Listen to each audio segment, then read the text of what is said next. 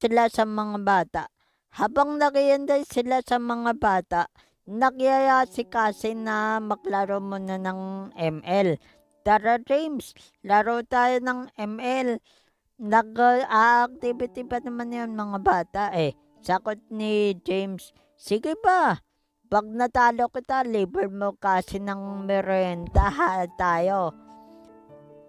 Oo pa, sakot ni Cassie. Pero pag natalo kita, sa'yo mang kakaling ang merenda natin.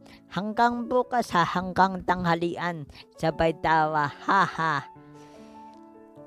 Sakot ni James, sige, laro na tayo. And then naglaro na sila ng ML. Natalo si James. Kandaw ni Cassie kay James, kala ko ba James magaling ka sa ML? Bakit tinalo kita? Tinatalo ka bala ng babae. Wala ka bala sa akin eh. Nagkamot ng ulo si James. Hindi, sinuwerte ka lang talaga kasi wala talaga akong samot maglaro. Napipili na ako ng pagkain. Ano ba ang gusto mong pagkain? Kahit basta mapupusok tayo, sakot ni Cassie. At bababa na si James, bibili na ng pagkain sa kantin. Tas nakasalubong ni James si Hannah at saka si Ethan. Tanong ni Hannah, saan ka pupunta, James?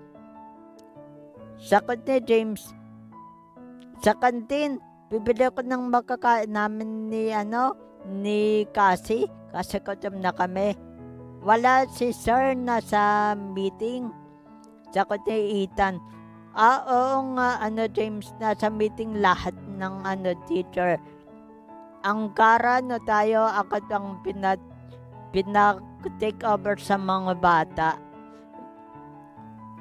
Well, dito na kami ni Hannah, malilate pa kami. Baka biglang umakyat yung ma'am ng mga bata.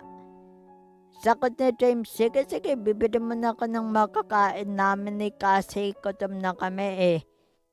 Sige, habang bumibili si James, yun, tapos palakad na si James papuntang taas. At nakarating na si James ng room.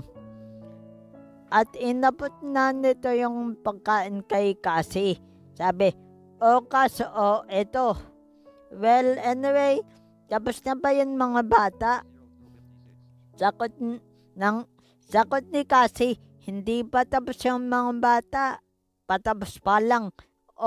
Ito na pala yung kalahati, tapos na sila. 0310. 0315. 0366.